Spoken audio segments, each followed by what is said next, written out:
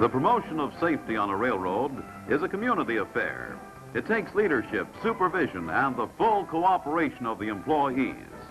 No one wants to meet with an accident, but each year many employees are the victims of avoidable accidents. There is a right and a safe way to do your job. There are many wrong and risky ways to do it. Get in the habit of doing everything in the right and safe way. The pictures to be shown were taken at the different terminals along our line of railroad from St. Paul, where you see the Empire Builder just leaving the Union Station, beginning its westward journey to the Pacific Northwest. Train 23 leaving Minneapolis.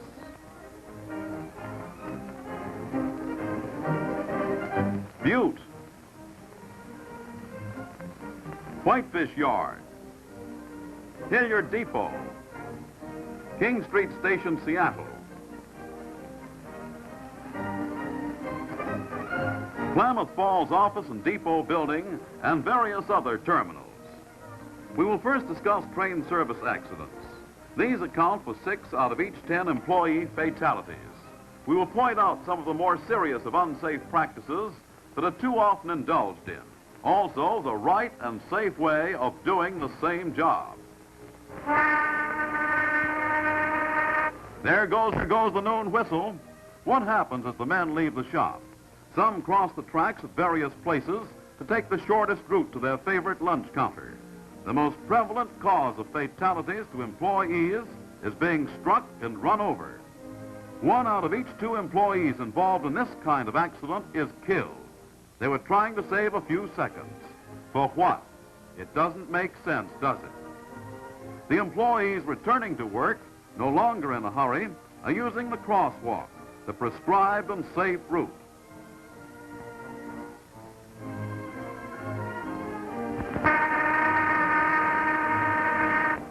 Another bad practice is taking shortcuts when the day's work is done. Here is a group of employees crossing a number of tracks, including 2 mainline passenger tracks and 2 mainline freight tracks. These men and women are risking their lives to save a few seconds. When you do this sort of thing, you not only violate the company's rules, but you forget your moral obligation to yourself to keep alive and free from injury.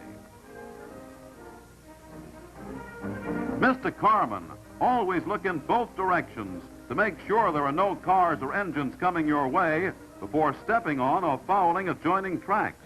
You, young man, are surely carrying signals for the ambulance.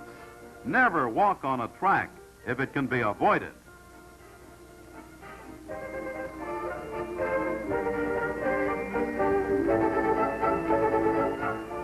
When getting off moving cars, don't foul the adjoining track. If you have to cross tracks and work around moving cars and engines, you'll find the job as safe as you make it, no safer. An X should mark this spot. One of our men was killed here, going around the end of a car as this man is doing. The rule is that you allow 15 feet when you walk around a car, like this. For your safety, always allow the 15 feet.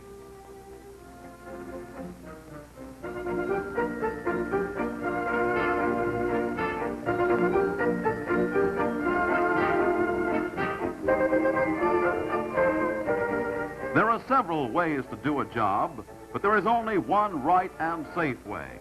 Here, a trainman working with an engineer stops to line over a switch located on the fireman's side. Then he gives the fireman a backup sign and starts to cross the track. It's all wrong and bad practice and dangerous. Watch this man do the same job the right and safe way.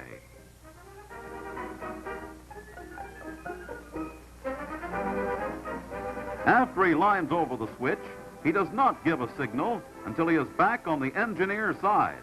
That's good railroading. Don't step on the rail. That's dangerous. Sometimes you'll see a man on the opposite side of the track from the switch stand wait until the movement is well underway, then hurry across the track directly in front of the engine to get to the switch. What would have happened if he'd slipped?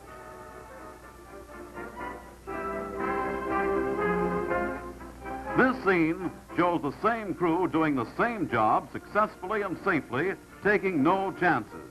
He didn't have to run across because he was on the right side, the safe side. Here's another thing. Don't cross tracks in front of moving cars. This man was trying to get to the switch and didn't make it. What a chance for injury. If you work in a railroad yard, always look both ways before stepping on or fouling a track. The cars can't look out for you. Make your slogan, look both ways and live. Take the trespassing problem. We realize the attraction that railroads have for boys. 3 boys sauntering up the track with no thought of being in danger. In round numbers, there are 2,000 trespassers killed annually on American railroads. Contrary to very common opinion, only a very small percentage of those 2,000 are either hobos or tramps. 6 out of each 10 killed are citizens of the community in which the accident occurs. All of us should take every opportunity to warn trespassers of the risks they run. If they were members of our families, we would take definite action promptly. If adults set a bad example, what can we expect from children? A block away is the overpass the company built for pedestrians.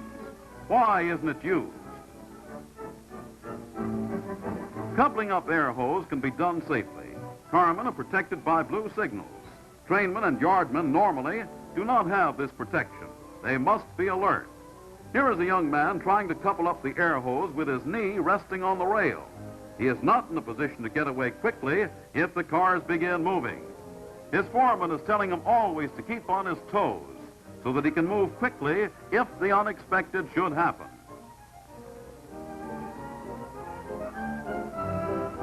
Employees working on repair tracks are protected by the blue board as well as by having switches locked with a private lock.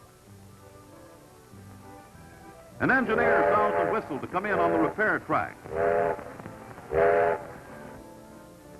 The foreman gets his men out from under the cars.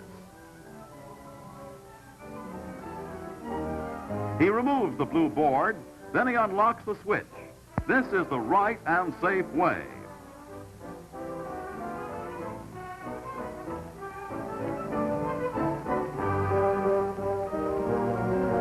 Operating switches carelessly accounts for many injuries.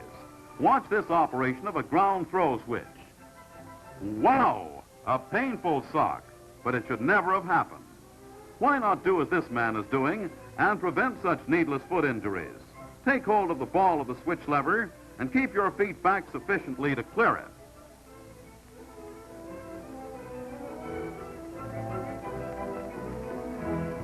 This is a Ramapo switch stand. On mainline switches, they are equipped with a lock. On inside switches, they are equipped with a hook. After using, if equipped with a hook, see that the hook is put in place. If equipped with a lock, make sure the lock is put back into the staple of the switch and locked. This is important. And always take time to see that the switch point fits tightly against the stock rail. Getting on and off cars and engines improperly is one of the most prevalent causes of injuries. When stepping off the leading footboard of a moving engine, always swing off the end, clear of the footboard and pilot beam, as this man is doing. Too often we see employees stepping off directly in front of the engine on the end of the ties. This is wrong. Too frequently they are caught by the footboard when the engine drifts upon them. Again, you see the right and safe way to perform this act. Swing off the end, clear of the footboard and pilot beam. Play safe.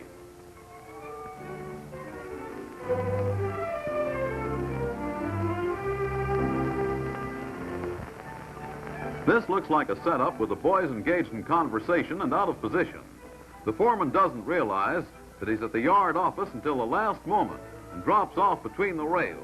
No chance to see what kind of footing. Evidently, it wasn't too good. He must have profited by his experience, for here he is standing at the end of the footboard looking carefully at the ground conditions before alighting.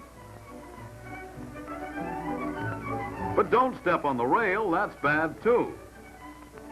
Here's one of our old employees coming down the gangway facing out. Note the unsafe position of his heel on the step.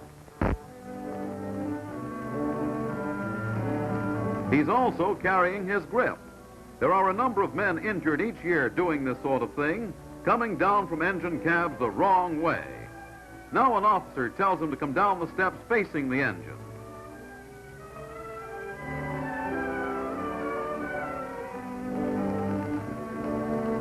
His foot rests securely on the step when he comes down the right way.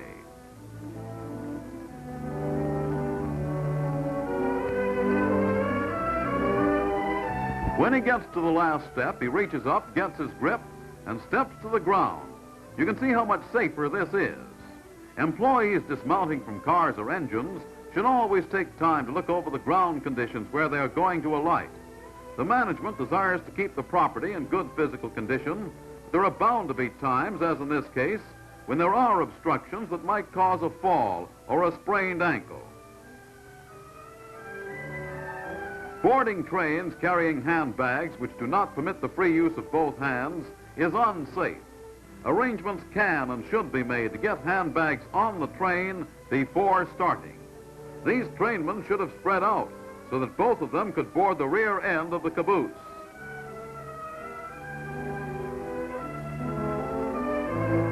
Flat cars and tank cars are not as well designed for boarding or alighting from as house cars. Occasionally you will see employees getting on these cars when there is no reason to do so. Sitting on the flat car or running board of a tank car might be more comfortable than standing on the sill step. But for your safety, always get on the car that has the best facilities for boarding. Riding on the footboard of engines between engines and cars is forbidden by the rules and is unsafe. But here again we find one of our young employees deliberately taking this risk, no doubt due to the fact that he finds it a little more comfortable to ride standing on the footboard than on the side of a car. If all of our foremen and supervisors would do as this foreman is doing, the practice would soon be discontinued and our safety record improved.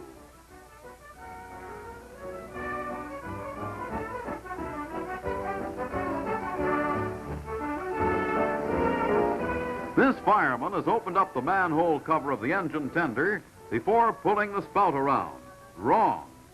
When using the hook to pull the standpipe around, he stands directly facing the standpipe, placing himself in a position to become overbalanced and fall. Wrong. Falling accidents account for more than 1/4 of our casualties.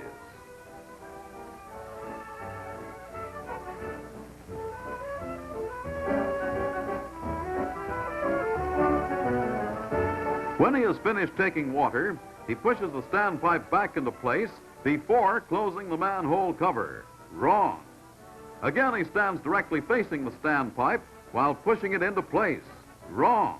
The law of gravity needs no courts to enforce it. Here's the right and safe way to perform this job.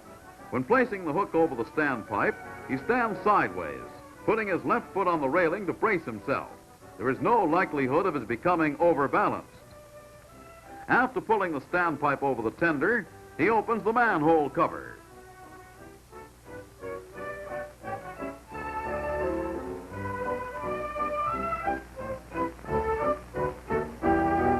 When finished taking water, he first closes the manhole cover. Then he puts the standpipe back into place. Note how he stands with his foot on the railing while he completes the job.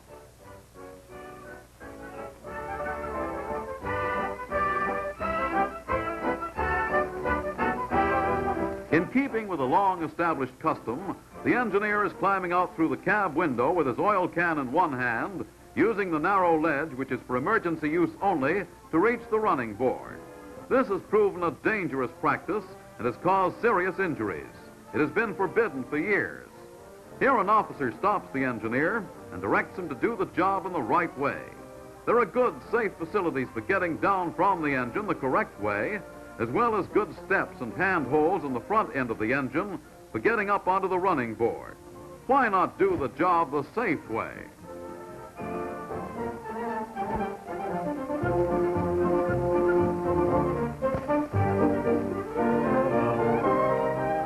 When riding on top of cars, stand back far enough from the end of the car so that if they are stopped suddenly, you will not be jerked off the end.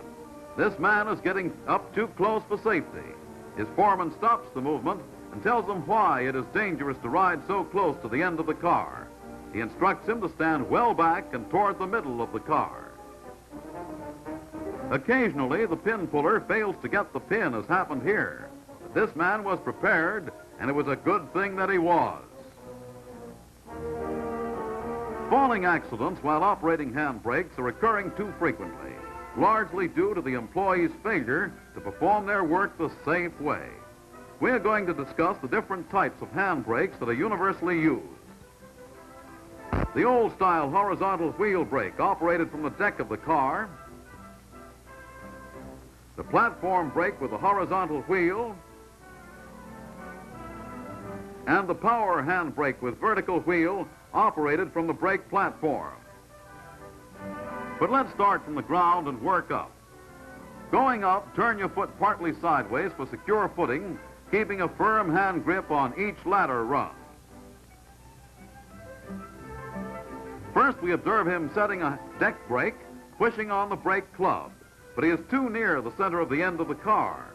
If the brake chain or brake club should give way or slip, he would be headed for the ground. If you want to push on the club, then place yourself in this position. If the unexpected should happen, you won't fall off the car and be injured. Next, we have the platform brake with horizontal wheel. The way it's being set is wrong. First, there is a chance the man may be caught between the ends of running boards when he couples onto the next cut of cars. Second, if brake chain should give way or the brake club slip, he would be bound to fall. If you want to push on the club, get on the other side of the wheel. Should the unexpected happen, you would fall onto the car and not from it. If you want to pull on the club, then place yourself in this position. Right foot on the brake step, left foot on the ladder rung, and a firm grip on the top grab iron with left hand. We come now to the power handbrake with vertical wheel. This is the most efficient and safe handbrake to operate and is now in general use. This man is in the wrong position. He has both feet on the brake step and is using both hands on the brake wheel.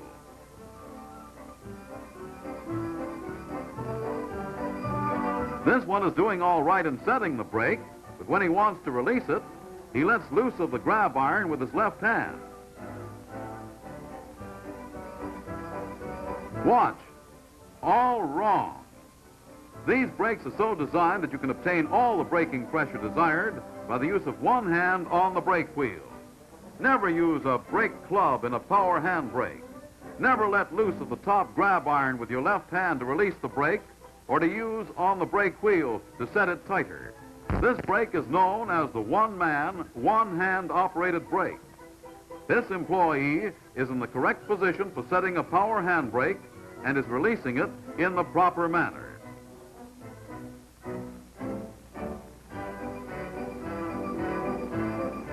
Here are your safety factors. Your right foot firmly set on the brake step, your left foot securely placed in the ladder rung, and a firm grip on the top grab iron of the car with your left hand. We have illustrated all falling accidents with fair weather scenes. As the most northerly railroad in the United States, we have our full share of sleet, snow, and icy conditions, which increase the hazard of getting on and off cars and engines and the chance of slipping and falling. Heavier clothing retards freedom of action. Care should be used to wear the safest type of clothing for the work to be done. Be especially careful of your footwear to avoid unnecessary slipping. Remember, when you have your cap pulled down over your ears and your coat collar turned up, your ability to hear is restricted, making it necessary to do a better job of looking. Your eyes are your best protection. Remember, too, metal cars under these conditions are slippery. Here a hostler is getting off an engine which just came in from Winnipeg. Sub-zero weather. There is bound to be snow and ice on steps and elsewhere under such weather conditions, which requires that greater care be used. This hostler, however, was able to get down from the cab and get back again without mishap.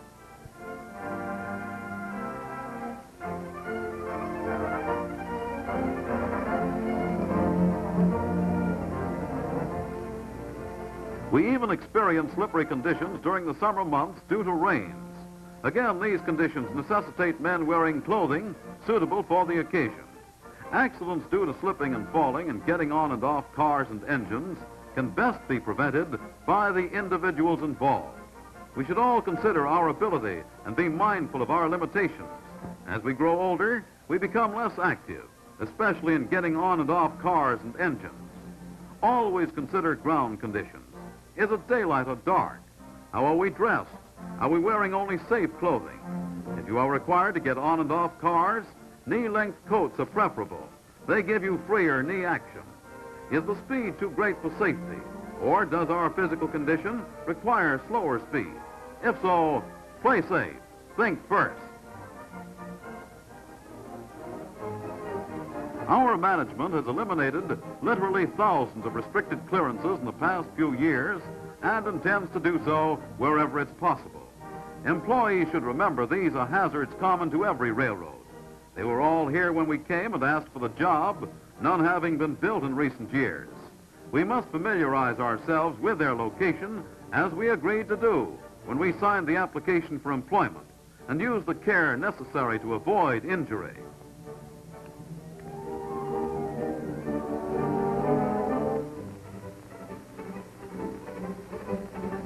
Here is the restricted clearance that employees create themselves. There is no worse trap one employee can set for another than to leave cars just barely in the clear. Always shove cars in on a track a sufficient distance to provide full clearance. The man riding the head end of this cut wasn't looking in the direction the cars were moving. He would certainly have been caught had the foreman not observed the condition and stopped the movement. This alert foreman saved the man from injury.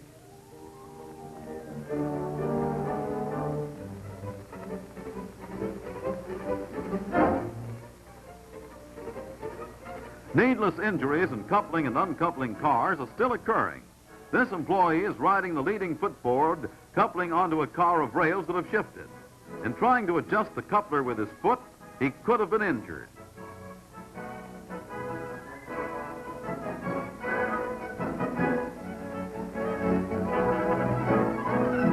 To do this job safely and in accordance with the rules, get off the footboard before the coupling is made.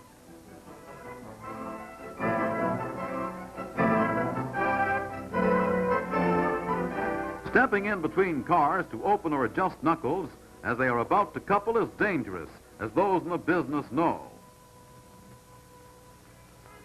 This man is warned to stop the cars while they are at least 10 feet apart if it's necessary to go in between them for this purpose. He then can adjust the knuckles safely.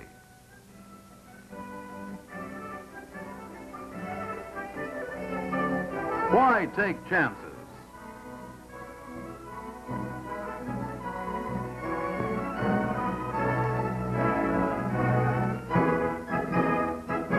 Let's take a look at the end construction of our new streamlined cars.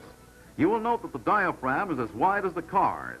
To have any part of your body in between these cars when coupling is being made would certainly be tragic, if not fatal.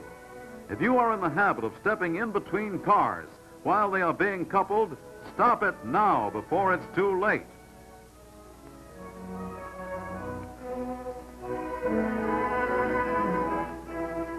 Employees pulling pins are occasionally seen stepping in between cars, as this man is doing, in an attempt to uncouple them.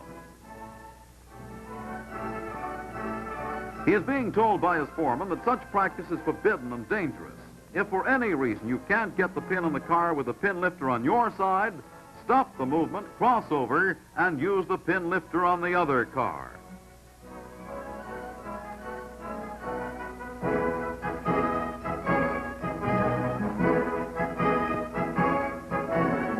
Here a pin puller is trying to get the knuckle open before making the next cut.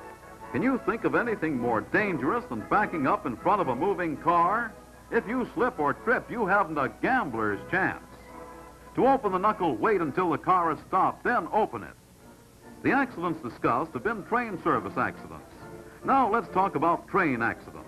Only 6% of all train accidents involve personal injuries, but there's always the chance of a serious accident in which large numbers of people are killed and injured.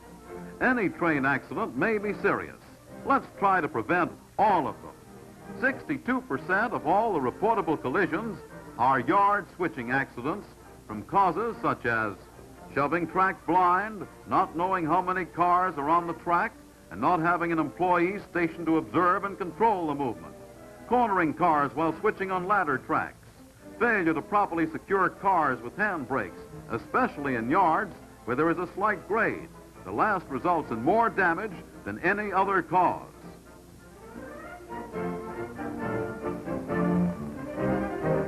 A yardmaster is pointing out two derailed cars at the end of the runaway track to a student switchman. In making up a train, the men didn't have enough handbrakes on the cars, and when they shoved the track, a cut of 25 cars just simply kept on going. Luckily, no one was injured, but enough damage was done, and it caused a lot of delay. The same man is now instructed to ride this cut of cars down to hold 25 and tie them down with 8 good handbrakes, and is again warned always to be sure he has a sufficient number of handbrakes on the cars to hold them.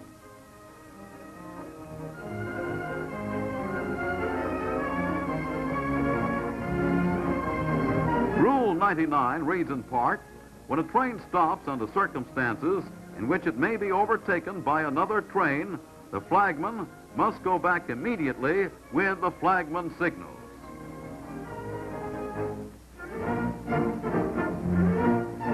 Our record regarding rear-end collisions due to failure properly to protect the rear of a train is good. Let's keep it that way by doing a bang-up job of flagging whenever the rules require it.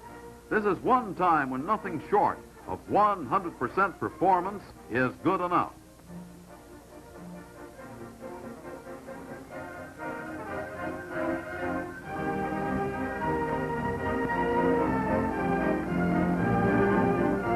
The Empire Builder is coming into town. The car repairer is right on the job with a blue flag, and here's what we particularly wanted to direct your attention to. The conductor delivers the train orders to the engineer, who reads them to the conductor.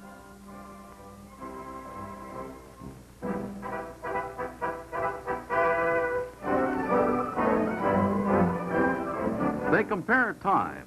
Correct time and a uniform understanding of the orders by the conductor and engineer is certainly a good start for a safe trip.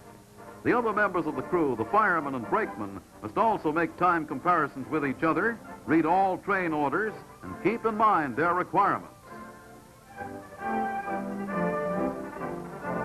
Some very serious accidents have occurred due to exceeding the maximum allowable speed. The most serious of these accidents have resulted from exceeding the permissible speed on curves.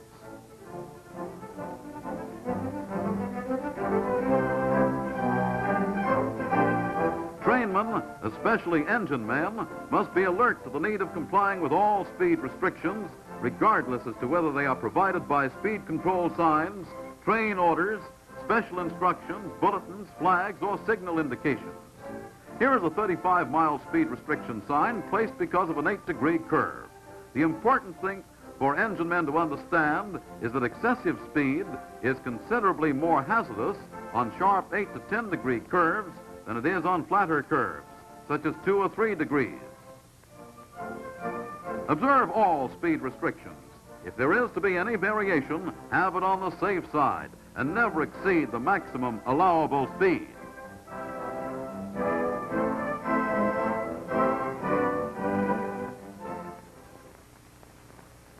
This reflectorized sign is our standard approach yard limit sign. It's located 1 mile in advance of the yard limit board to give the engine man warning that he is approaching yard limits and an opportunity to slow down his train if need be to meet the requirements of Rule 93. This is our standard reflectorized yard limit sign. Rule 93 is common to all railroads. In spite of it, collisions occur in yard limits on all railroads, our own railroad included. Why? because instead of running at restricted speed, as this train is doing, too much speed for the time and place is used. Excessive speed is getting us into a lot of trouble that we can and must avoid. Let's give this problem serious thought.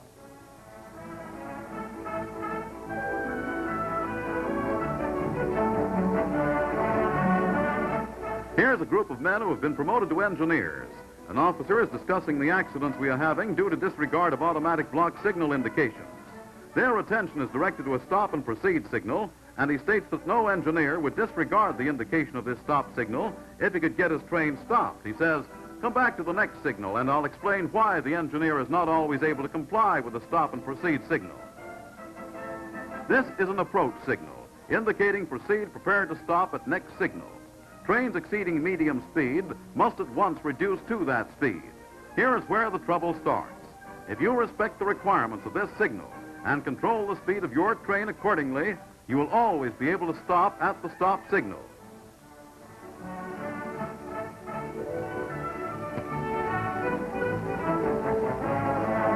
A train passes an approach signal. The engineer apparently has his train slowed down and is preparing to stop at the next signal if it should indicate stop. This approach signal is nearly 1 mile inside of yard limits.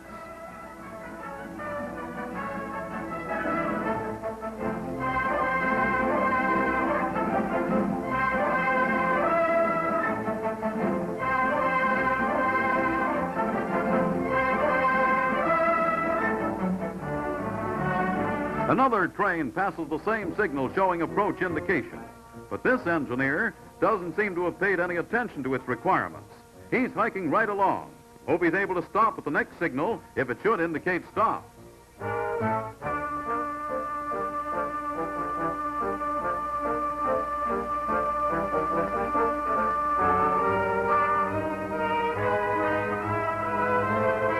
Here's your setup. He's trying to stop, but he'll never make it. All because he didn't comply with the requirements of the approach signal. In conclusion, there is nothing that could be of more help in the prevention of accidents than for us as individuals to realize the value of self-education and to analyze our own regular procedure.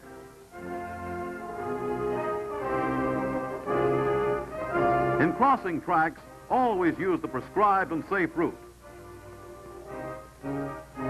Always keep a clearance of at least 15 feet when passing around end of standing car. Always look in both directions before stepping upon or fouling a track. Never walk on a track when it can be avoided. Never go between moving cars for any purpose. When riding on top of cars, select a safe place to stand, keeping in mind the possibility of slack action. When operating handbrakes, always perform the work in the safe manner.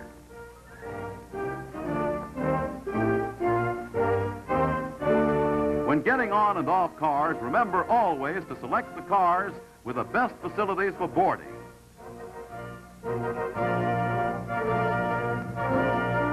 Learn the location of all restricted clearances and guard against injury when working about them.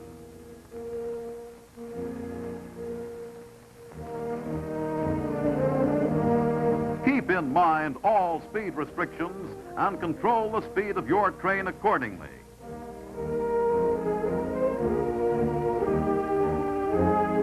Always protect your train as required by Rule 99. Remember to comply with Rule 93 when passing through yard limits. Always observe block signal indications, remembering that it is just as essential to comply with the requirements of the approach signal as the stop signal. There is no point in taking unnecessary risks. It gets us all into a lot of trouble. Let's all do our part to make this a safer and better place to work. Know your rules and observe them. Keep in mind that safety is of the first importance in the discharge of duty.